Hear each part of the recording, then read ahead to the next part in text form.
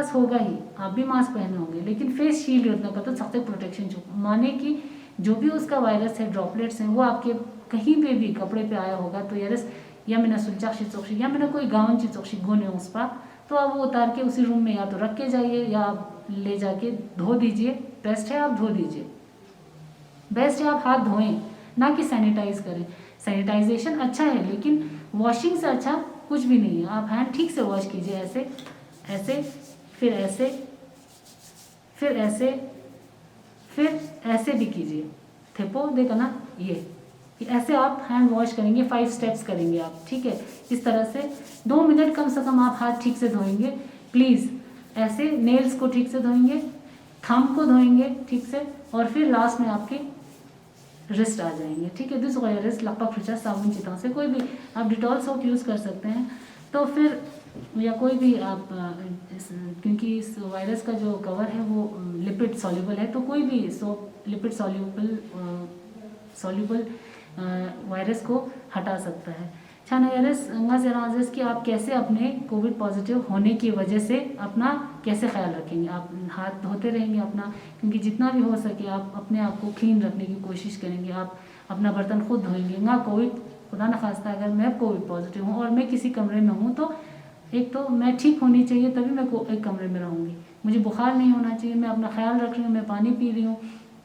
जितना हो सके मैं अपने आप को या तो कोई बुक पढ़ के या कोई लैपटॉप में मूवी देख के मैं अपने आप को बिजी रखूँगी, ना कि अगर आप नेगेटिव थॉट्स रखेंगे अपने दिमाग में तो आप और बीमार फील करेंगे। अभी रिसेंटली हमारे एक पेशेंट आज ही मतलब हमने उसको शिफ्ट किया क्योंकि वो बहुत ज़्यादा नेगेटिव थॉट्स आ रहे थे। उसका ऑक्सीजन सैचुरेशन मेंटेन था। बेस्ट है अगर आपके पास एक ऑक्सीमीटर हो, पल्स ऑक्सीमीटर। पल्स ऑक्सीमीटर से आप देख सकते हैं आपका ऑक्सीजन सैचुरेशन कैसा है। ऑक्सीजन सैचुरेशन अगर का 94 बचे डीप ब्रीथ बस 94 बचे गेन लौटना या पेरामेन और पल्स रेट आपका 90 से नीचे होगा तो आप बिल्कुल ठीक हो, फिर टेंशन लेने की ज़रूरत नहीं है। अब अगर आपके पास इनकेस आपका पल्स ऑक्सीमीटर दिखाता है कि यार 92 ऐसे आ गया और आपके पास ऑक्सीजन फैसिलिटी है, आपके पास ऑक्सीजन सिलेंडर है, तो आप 2 से 5 लीटर तक के ऑक्सीजन में आप नेज़ल प्रोंग डाल के आप अपना ऑक्सीमीटर देखिए आपका ठीक आ रहा है, इम्प्रूव हो रहा है, तो आप पर डे 3 से 4 घंटे ऑक्सीजन के साथ आप अगर आपका रिक्वायरमेंट 5 लीटर से कम है तो आप घर पे भी बैठ के थोड़ा थोड़ा ऑक्सीजन लेके आप ठीक हो सकते हो 90 से 95 के बीच में या 92 से 95 के बीच में। अगर उससे भी नीचे फॉल हो रहा है, बार बार फॉल हो रहा है, तो आपको फिजिशियन से कंसल्ट कर लेना चाहिए।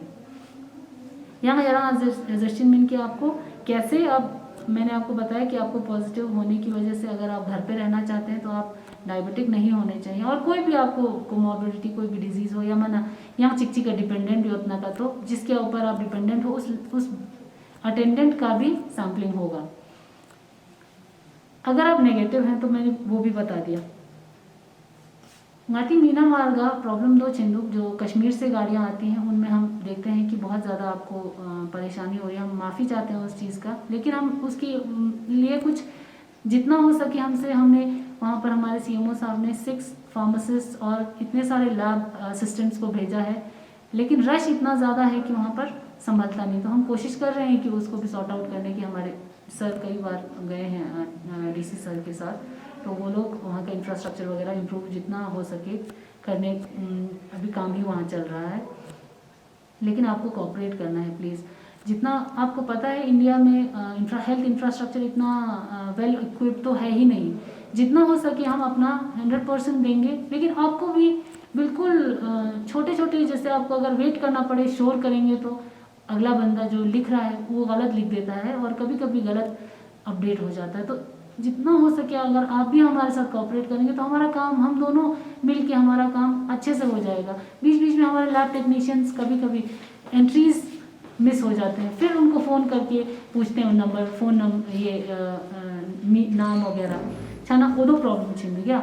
अब ड्राइवर्स का हम आपको एक और चीज़ ये बताना चाहते थे कि जो हमारे एसेंशियल कमोडिटीज़ के ड्राइवर्स हैं उनका हम रैपिड एंटीजन टेस्टिंग करते हैं।